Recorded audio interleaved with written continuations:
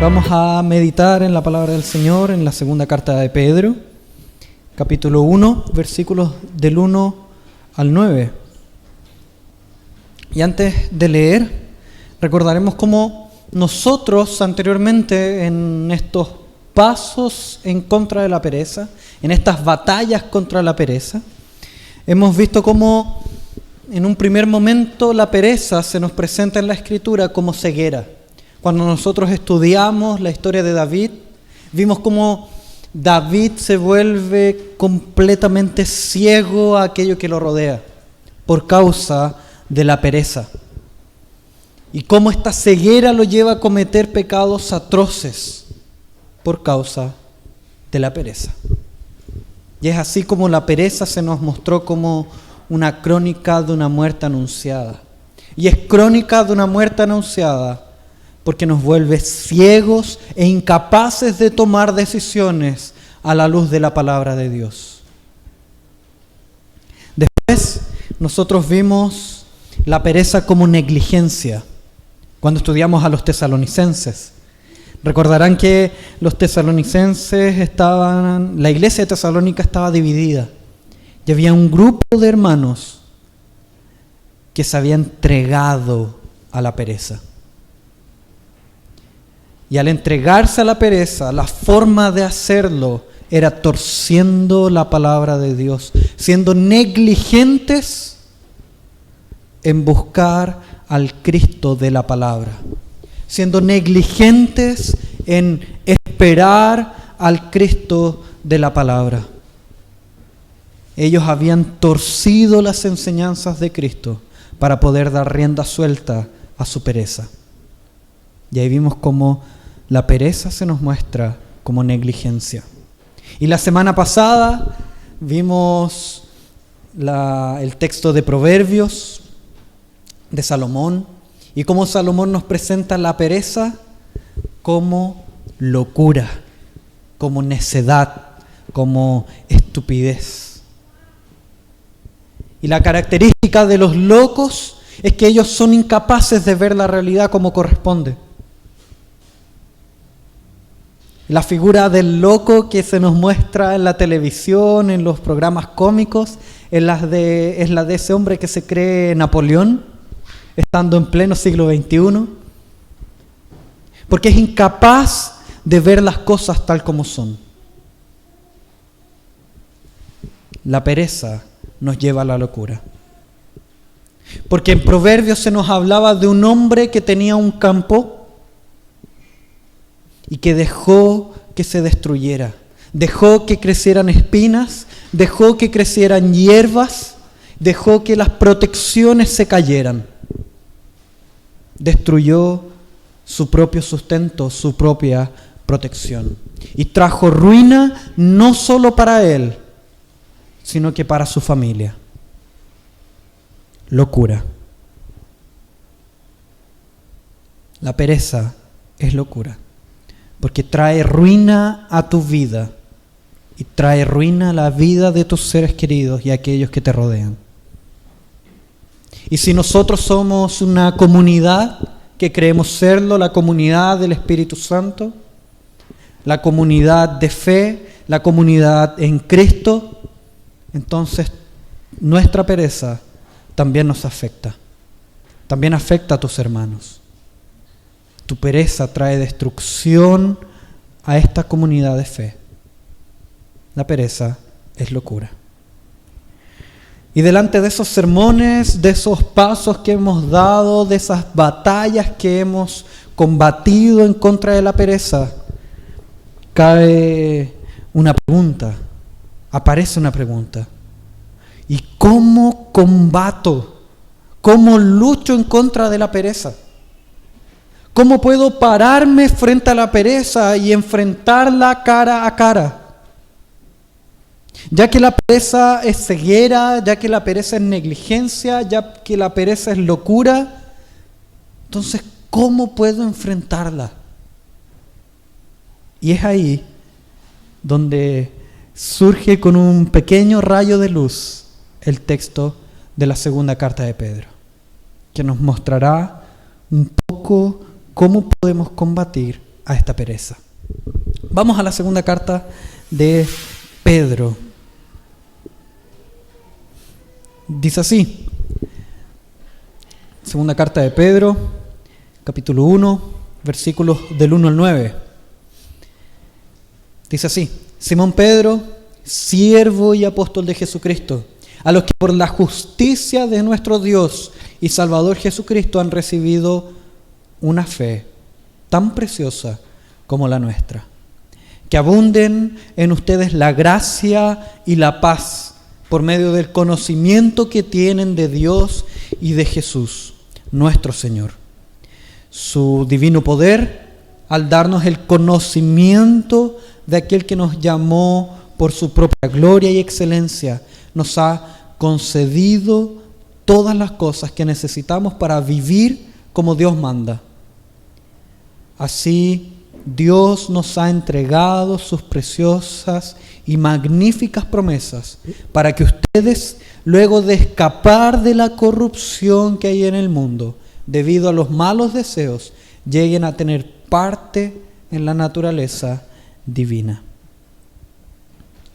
Precisamente por eso, esfuércense para añadir a su fe virtud, a su virtud entendimiento, al entendimiento dominio propio, al dominio propio constancia, a la constancia devoción a Dios, a la devoción a Dios afecto fraternal y al afecto fraternal amor. Porque estas cualidades, si abundan en ustedes, los harán crecer en el conocimiento de nuestro Señor Jesucristo y evitar que sean inútiles e improductivos.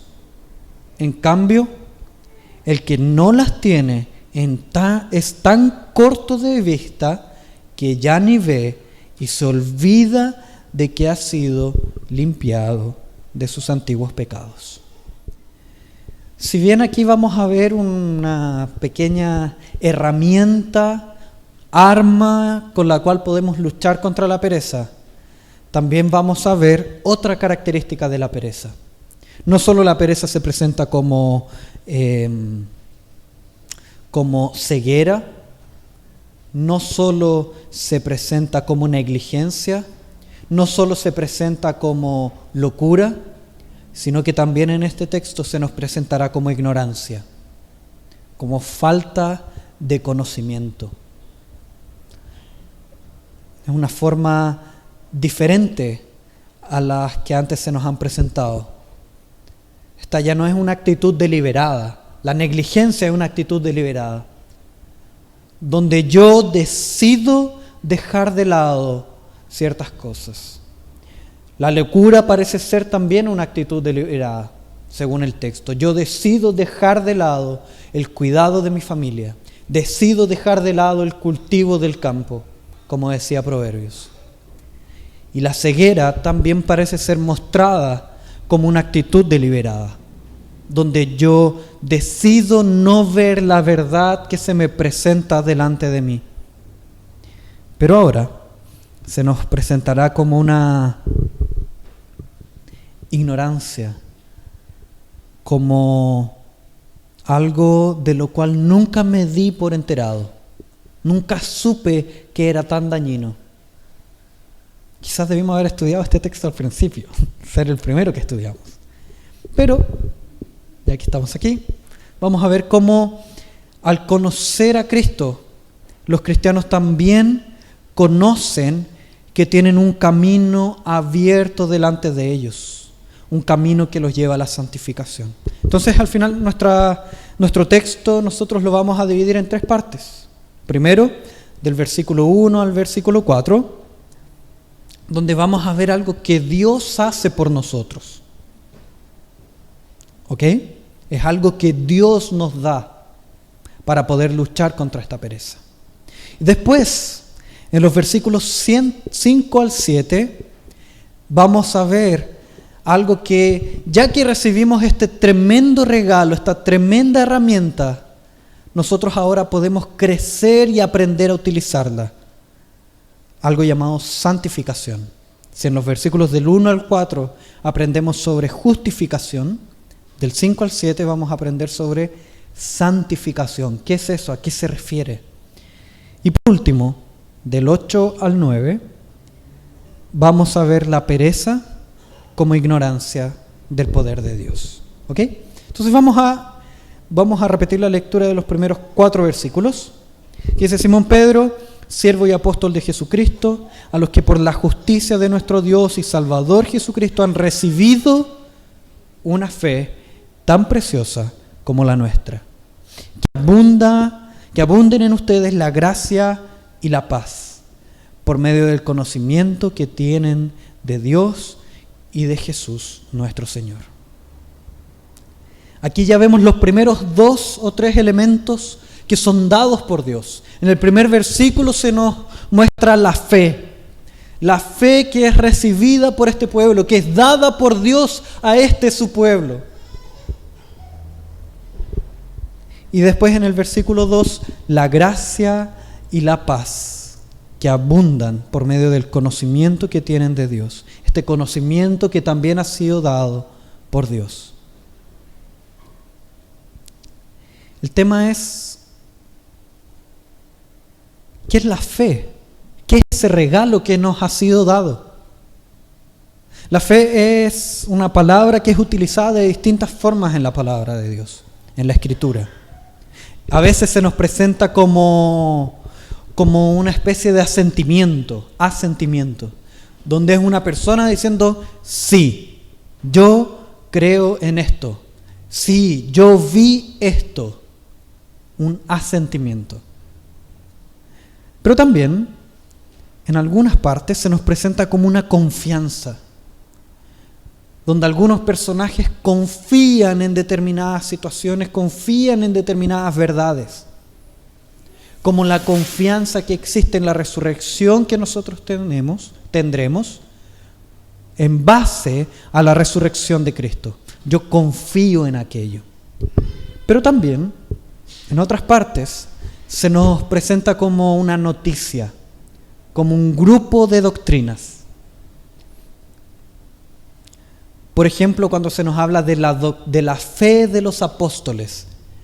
Cuando se nos habla de la fe de los apóstoles, no se nos está hablando de la confianza que ellos tenían en la obra de Cristo. No se nos está hablando tampoco del asentimiento, del sí que ellos decían a las doctrinas de Cristo, a la palabra de Dios.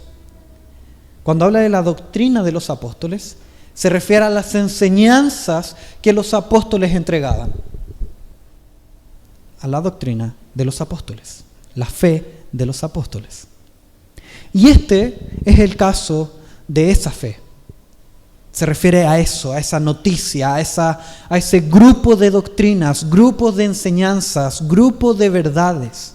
Y esa es la que han recibido estos hermanos que reciben la carta de Pedro. Y ese es el grupo de verdades que nosotros también hemos recibido. Y ese grupo de verdades se llama Evangelio. Nosotros hemos sido alcanzados por la palabra de Dios, alcanzados por la doctrina de los apóstoles, alcanzados por el maravilloso Evangelio. Y este es un tremendo regalo que cada uno de nosotros que está aquí ha recibido. Y si usted es primera vez que viene y nunca antes le habían hablado de Cristo, en este momento usted está recibiendo esa fe. Está recibiendo ese grupo de enseñanzas que dicen que Cristo vino a este mundo, fue humillado, padeció bajo el poder de Poncio Pilatos, fue sepultado y que ha muerto. Pero que al tercer día resucitó y se levantó por sobre los muertos.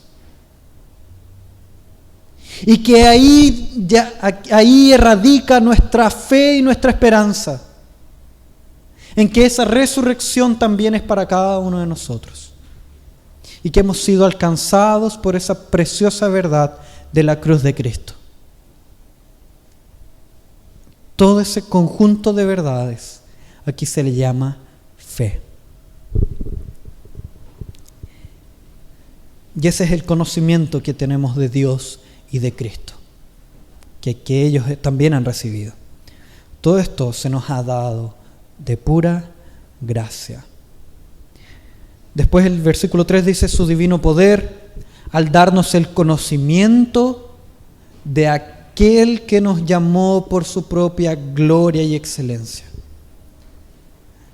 A partir de ese momento nosotros nos tornamos aquellos que conocen al propio Dios, que pueden tener una comunión con Dios, una comunión perfecta y directa con Dios, para su gloria, por su propia gloria y excelencia.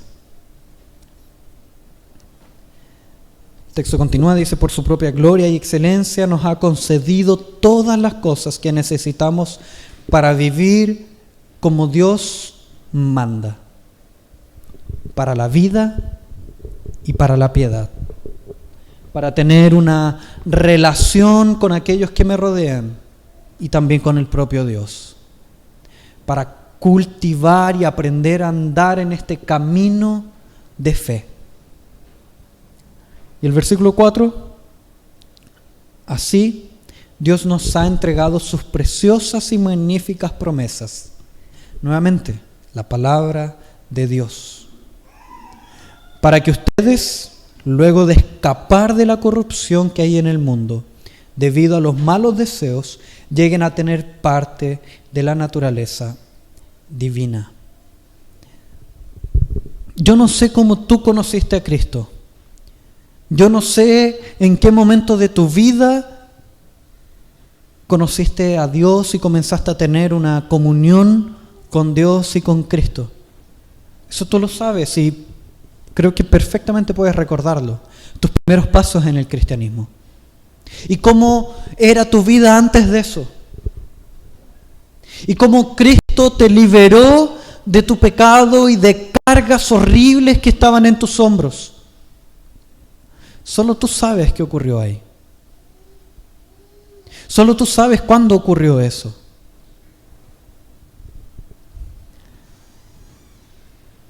Y eso ha ocurrido por la gracia de Dios que ha sido manifestada en tu vida. Eso ocurrió un día para alejarte de un mal camino, de un camino que lleva a la perdición y condenación eterna, un sufrimiento eterno, la ira eterna de este Dios poderoso, y has sido librado de aquello. Pudiste ver la corrupción que había en tu corazón, gracias a esa obra del Espíritu Santo en cada uno de ustedes. Pudiste ver cada uno de tus pecados. Pudiste tener conciencia de aquellos pecados, de los cuales antes no sabías que estaban en ti. Pudiste darte cuenta de deseos que habían en tu corazón, que eran asquerosos. Y pasaste de ser un hijo de condenación a un hijo del Dios viviente. Fuiste adoptado. Y ahora tienes un nuevo Padre del cual puedes disfrutar. Puedes disfrutar tu vida en comunión con Él. Puedes aprender de Él. Y el texto llega más allá de una simple adopción como nosotros la conocemos. Porque llega a decir que lleguen a tener parte en la naturaleza divina. Se refiere a una unión perfecta con Cristo. Y por esa unión perfecta que cada uno de nosotros tiene con Cristo, es porque nuestra esperanza es inabalable, es indestructible. Nuestra esperanza en medio de la tribulación existe por siempre y para siempre. Nuestra esperanza está ahí presente siempre, porque Cristo, a quien nosotros estamos perfectamente unidos, es eterno y perfecto. Por eso nuestra esperanza es eterna y perfecta. Por eso nuestra fe es eterna y perfecta. Por eso nuestra alegría es eterna y perfecta. Por eso nuestra lucha continúa constantemente y no bajamos los brazos. Porque estamos perfectamente unidos a Cristo y nada podrá separarnos del amor de Dios que está en Cristo Jesús. Ni la muerte, ni la vida, ni lo alto, ni lo profundo. ni poderes, ni potestades puede separarnos del amor de Dios que está en Cristo. Absolutamente nada puede separarte de Dios. Ni siquiera tú mismo puedes separarte de Dios. Ni siquiera las cosas que hagas o dejes de hacer, ni siquiera los pasos hacia adelante o hacia atrás que hagas en tu vida. Por más que te muevas a la izquierda o a la derecha, jamás serás separado del amor de Dios que está en Cristo. Porque Cristo es eterno y perfecto. Y nuestra fe y esperanza dependen únicamente de su obra eterna y perfecta. Y es así que el texto, después de presentarnos esta verdad, de esta salvación que hemos recibido, de este trasplante de corazón que hemos recibido, de este corazón de piedra que es retirado y es colocado un corazón de carne, de esta transformación de ser hijos de ira a ser hijos del Dios viviente. Después de presentar esta verdad, el texto continúa en el versículo 5 al 7, mostrando lo siguiente. Precisamente por eso, por esa verdad llamada justificación, donde nosotros somos justificados por medio de la justicia de Dios, esfuércense. Ya que Dios ha hecho una obra tan grande en cada uno de nosotros, en cada uno de los corazones aquí presentes, entonces esfuércense por añadir a esta fe que ha sido dada a cada uno de ustedes, añadir a su fe virtud, y a su virtud entendimiento, al entendimiento dominio propio, al dominio propio constancia, a la constancia devoción a Dios, a la devoción a Dios afecto fraternal, y al afecto fraternal amor. Entonces, ya que hemos sido alcanzados por el Evangelio, ya que hemos sido alcanzados por la obra de Cristo en la cruz, entonces ahora cabe seguir un camino de fe, santificación, seguir este camino de la cruz. Así como Cristo dice, tome su cruz cada día y sígame. Entonces, aquí vemos una serie de cualidades, si ustedes pueden darse cuenta en el versículo 5 al 7, entendimiento, virtud, dominio propio, constancia, devoción a Dios, afecto fraternal, amor, una serie de cualidades, y suenan muy parecidas con algo llamado fruto del Espíritu: amor, gozo, paz, benignidad, bondad, dominio propio, templanza y así sucesivamente. Entonces, estas son las cualidades de aquel que ha sido alcanzado por la gracia de Dios. Y cabe a aquel que ha sido alcanzado por la gracia de Dios esforzarse por transformar su carácter con relación a este fruto. Andar en este camino de santificación. Por así decirlo, es una acción natural de aquel en quien habita el Espíritu Santo, puesto que este es el fruto del Espíritu. Entonces, en donde ha sido plantado, injertado el Espíritu Santo, es natural que el fruto que salga sea el fruto del Espíritu. Como decía Jesús, un árbol bueno da buenos frutos y un árbol malo da malos frutos. Yo me imagino a Jesús sentado, conversando, diciendo algo tan obvio como eso, y aquellos que lo escuchan no logran comprender esta verdad. Porque es absolutamente absurdo que de un árbol malo salgan frutos buenos. Así como es absurdo que de un árbol bueno salgan malos frutos. De la misma forma, es absurdo que en aquel en quien habita el Espíritu Santo no dé frutos del Espíritu. Es absurdo que si el Espíritu Santo habita en mí, yo no pueda ser transformado a la imagen de Cristo, que yo no pueda andar en caminos de santidad, que yo no pueda tomar la cruz y seguir a Cristo. Puesto que, como decía anteriormente el texto, hemos sido unidos perfectamente a Cristo, a tal punto que el propio Dios habita en cada uno de nosotros. Entonces, si una vida en el Espíritu es una vida de esfuerzo por añadir cada una de estas cosas, por añadir a esta fe virtud, añadir entendimiento, añadir dominio propio y así sucesivamente. Si esa es una vida en el Espíritu, una vida de esfuerzo, entonces, ¿qué es una vida perezosa? ¿Qué es una vida en pereza? Parece natural decir y obvio decir que no es una vida en el Espíritu. No es una vida en el camino de Dios, en el Espíritu Santo. Y parece también lógico decir que una vida sin este esfuerzo, una vida perezosa, es un atentado en contra del Espíritu Santo que habita en nosotros. Es un atentado en contra del Espíritu Santo que habita en ti.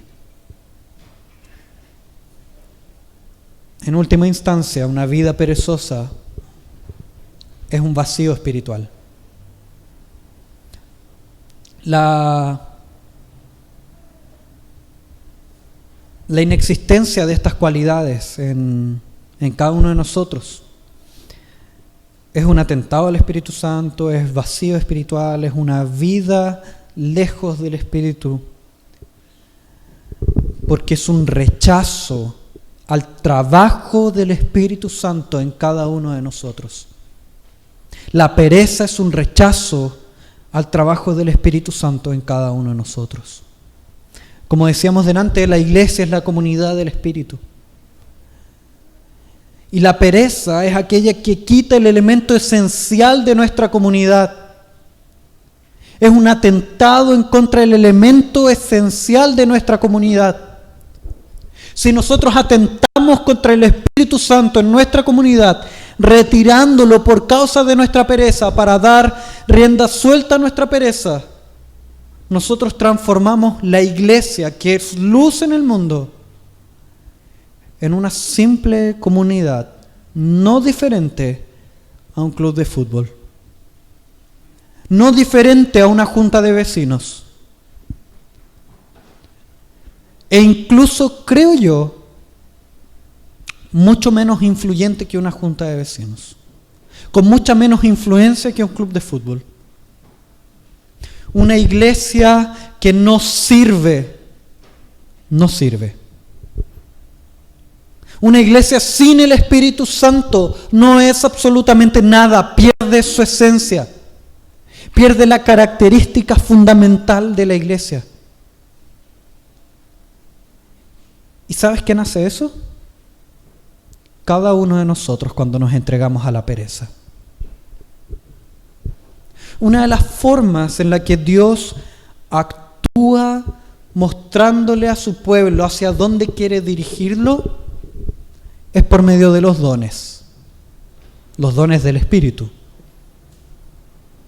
Entonces, por ejemplo, imaginemos que en nuestra iglesia de 100 personas, 80 tienen un don de enseñanza o un don de evangelismo.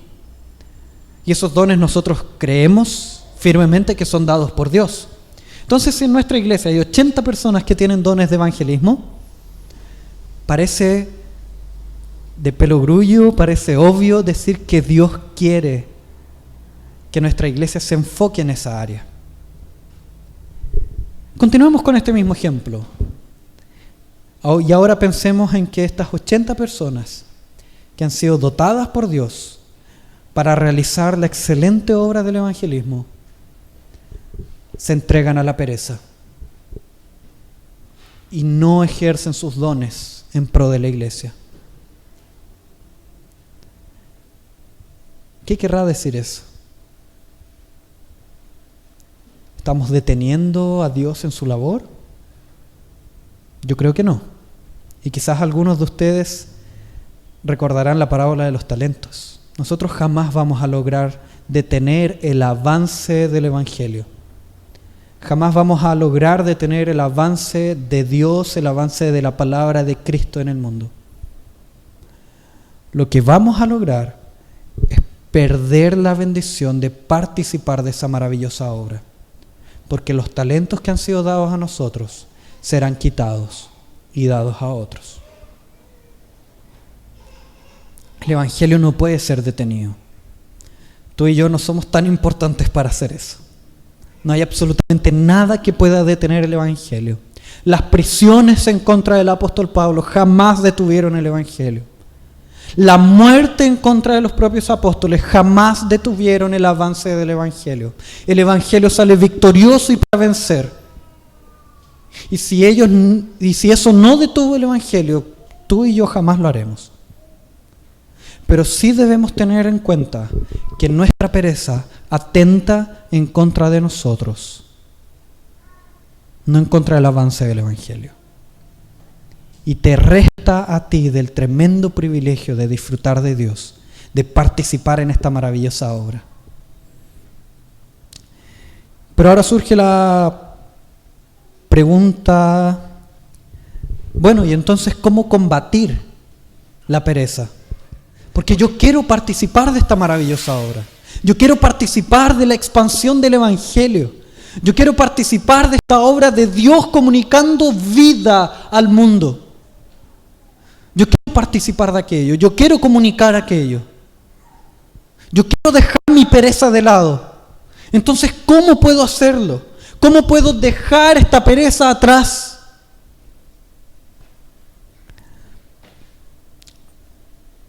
Simplemente, y difícilmente también, tomar el camino contrario. El apóstol Pablo nos habla del caso de un ladrón,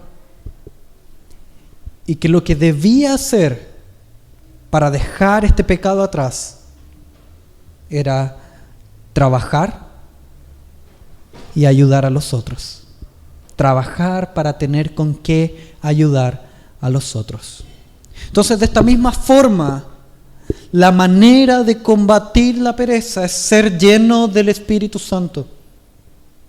Ya que la pereza es una vida espiritual vacía, entonces luchamos en contra de ella, llenándonos del Espíritu Santo. Y ahora tú puedes preguntar, pero ¿qué es eso de ser lleno del Espíritu Santo? ¿Es acaso como muchas veces se nos enseñaba cuando éramos niños, donde ponían 2 vasos y iban llenándolos con agua, mostrando cómo un vaso quedaba más lleno que el otro y cómo una persona tenía más Espíritu Santo que otra? No es muy bien esa idea. No es que una persona llena del Espíritu Santo tenga más Espíritu Santo que otra, no es esa la idea. Pero sí es un tema de influencia. Ser más influenciado por el Espíritu Santo. Ser más dominado por el Espíritu Santo. El dejarnos dominar por este Espíritu que habita en nosotros. Y no con un corazón rebelde, sino que con un corazón sumiso a la voz del Espíritu Santo, que está frente a ti en ese librito llamado Biblia. Entonces, ahí viene la pregunta, ¿cómo ser lleno del Espíritu Santo? Por medio de la Escritura, por medio de las disciplinas espirituales, por medio de la oración, por medio de la lectura de la palabra, pero también por medio de la comunión. Y también por medio de la obediencia los unos a los otros. ¿Quieres ver a un hombre lleno del Espíritu Santo? Él se somete a su mujer de tal forma que la ama como Cristo amó a la iglesia. ¿Quieres ver a una mujer llena del Espíritu Santo? No es aquella que anda gritando por todos lados de una determinada forma, es aquella que es dominada por el Espíritu Santo. Y eso quiere decir que se somete a este marido que la ama como Cristo amó a la iglesia y se entregó hasta la muerte por ella. ¿Cómo un hijo es lleno del Espíritu Santo? ¿Cómo se presenta esa llenura del Espíritu Santo en un hijo? Es un hijo obediente. Así de simple. La palabra de Dios es simple cuando nos habla de estas cosas. No nos habla de expresiones grandilocuentes, de expresiones grandiosas. No. Cuando nos habla de la llenura del Espíritu Santo, nos habla de obediencia. Por último, versículos del 8 al 9, donde aquí sí vemos la pereza como ignorancia. Fíjense bien, porque dice el versículo 8, porque estas cualidades, si abundan en ustedes, los harán crecer en el conocimiento de nuestro Señor Jesucristo y evitarán que sean inútiles e improductivos. O sea, donde hay inutilidad e improductividad, es en donde no hay conocimiento de la obra de Cristo. Versículo 9. En cambio, el que no las tiene es tan corto de vista que ya ni ve y se olvida de que ha sido limpiado de sus antiguos pecados. Entonces, primero, nosotros observamos cómo el combate a la pereza se da en tres frentes. Esta batalla se da en tres frentes. Primero, nosotros podemos recordar los atributos mencionados en los versículos del 5 al 7. Y vamos a ver cómo se habla de virtud, de entendimiento, dominio propio y constancia. Y esos hablan como de nosotros mismos, de cómo en mí hay virtud, o hay entendimiento, o yo logro dominarme, o yo logro ser constante. Habla como de uno mismo. Pero también otro de los atributos dice devoción a Dios. Entonces tenemos una relación con nosotros mismos y también una relación con Dios. Y por último, afecto fraternal y amor, refiriéndose a una relación con el prójimo. Entonces, y todas estas cosas nos ayudan en esta batalla con la pereza. Y ahora el versículo 8 nos habla de comprensión, de conocimiento, y cómo eso solucionaría nuestros problemas.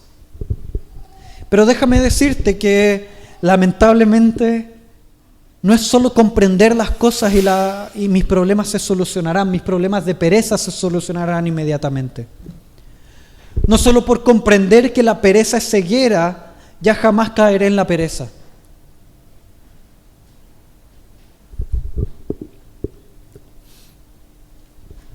El problema se soluciona con crecimiento de fe.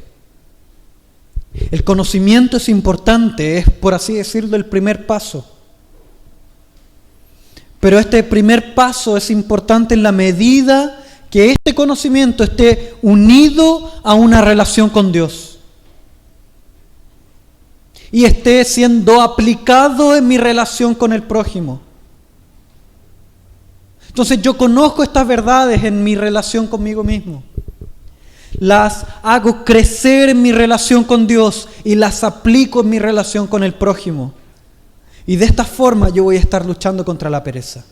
Tú a lo mejor hoy en día estás luchando con la pereza, estás luchando en tu relación con Dios, estás luchando con días y días que has dejado tu devocional botado.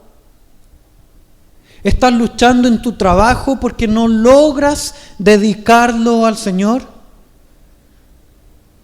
¿Estás luchando en la iglesia contra tu pereza porque no logras establecer relaciones graciosas en Cristo?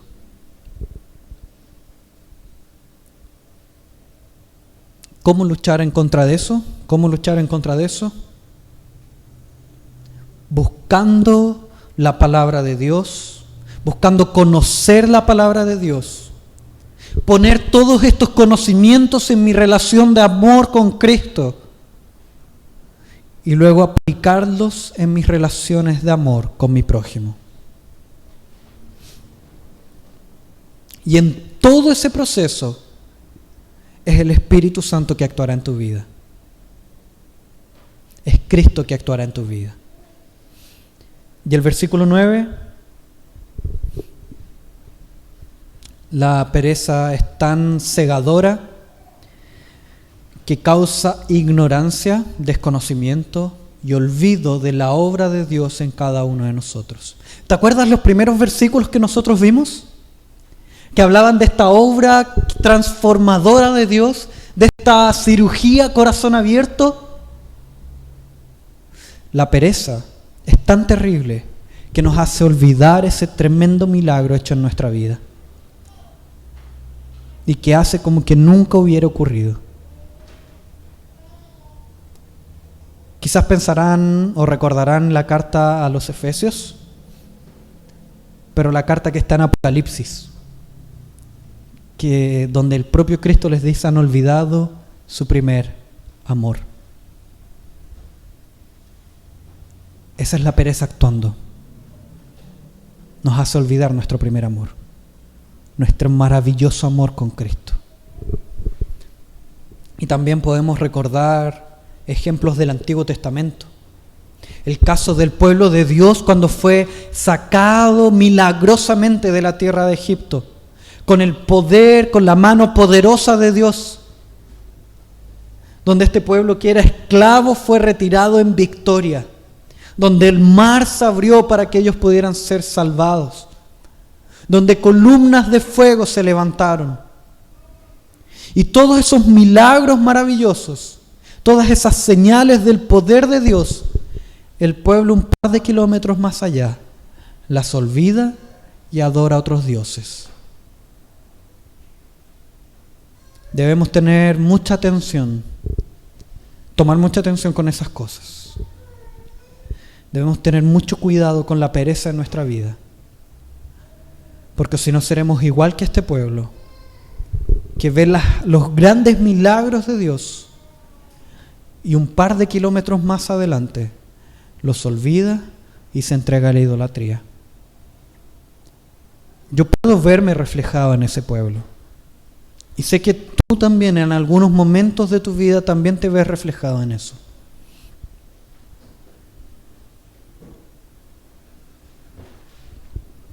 Pero en ese momento en el cual estemos siendo atacados fervientemente por la pereza, fuertemente por la pereza, debemos recordar que lo fundamental en esta lucha, en esta batalla, en esta guerra contra la pereza, es el Evangelio predicado constantemente a nuestro corazón.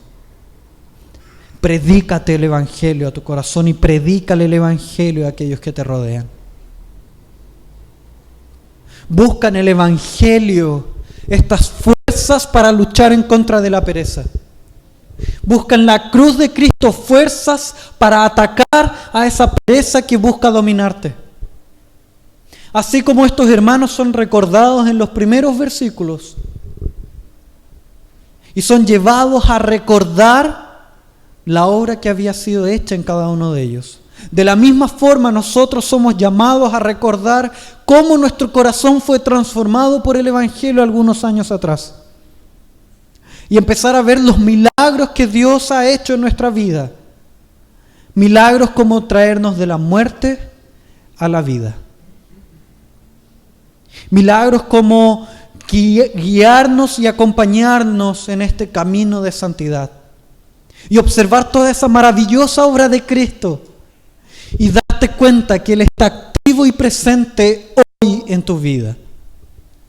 Y por más horrible que sea el momento que estás viviendo, por más terrible que sea esta lucha contra la pereza o contra cualquier otro pecado que busque dominarte, Cristo, la cruz de Cristo está ahí, presente y activa y actuando en tu corazón. Y esa es nuestra esperanza. porque Cristo es eterno y perfecto y hace una obra eterna y perfecta en cada uno de nosotros. Y aquel que comenzó la buena obra es fiel y justo para completarla. Y sabemos que en Cristo podremos decir así como Pablo dice: corrí la carrera, completé la buena carrera, vencí esta batalla, guardé la fe. Dios nos ayude a que, llegado el día en que tengamos más años en nuestro cuerpo y que estemos a las puertas de terminar este camino, podamos decir: combatí el buen combate, guardé la fe. Oremos.